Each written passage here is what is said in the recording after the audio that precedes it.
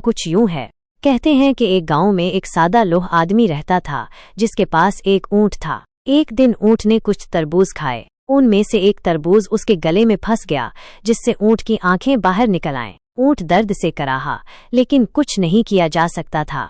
मालिक ने ये देखा और फौरन एक डॉक्टर को बुलाया। डॉक्टर ने ऊंट के गले का मुआयना किया और महसूस किया कि कुछ फंसा हुआ है। उसने एक हथौड़ा उठाया और उस जगह पर मारा जहां तरबूज फंसा हुआ था। एक अचानक क्रैक के साथ तरबूज टूट गया। ऊंट की खुराक की नाली में नीचे सिरक गया और उसके पेट में जा पहुंचा। थोड़ी देर बाद ऊंट ठीक हो गया। डॉक्टर ने अपनी फीस ली और मालिक ने इसका शुक्रिया अदा किया।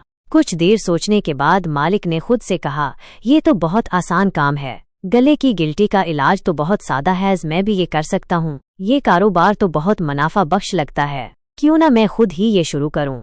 अगली सुबह इसने अपने थैले में एक हथौड़ा रखा और दूसरे गांव की तरफ रवाना हुआ। वो गलियों में घूमता फिरता ये पुकारता रहा, अपनी गले की गिल्टी का उसी वक्त इलाज करवाएं।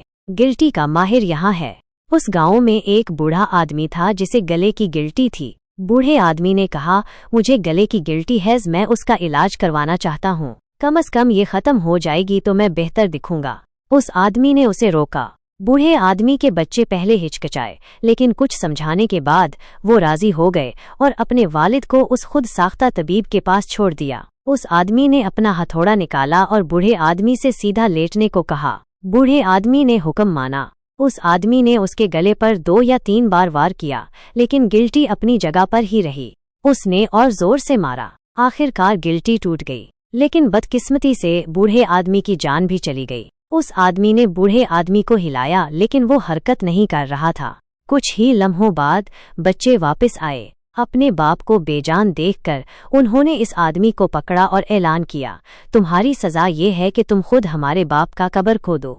उस आदमी ने सारी रात कब्र खोदी, थक हार कर और परेशान होकर। अगले दिन वो बमुश्किल बचा और दूसरे गांव की तरफ चला गया। एक बार फिर ये पुकारता हुआ, अपनी गले की गिल्टी का उसी वक्त इलाज करवाएं। इस गांव में एक बूढ़ी औरत को गले की गिल्टी थी। उसके बच्चों ने कहा, हमारी माँ को गले की गिल्टी है, उसका इलाज करें। इस आदमी ने जवाब दिया, मैं गिल्टी का इलाज कर सकता हूँ, लेकिन उसके बाद कब्र तैयार नहीं कर सकता।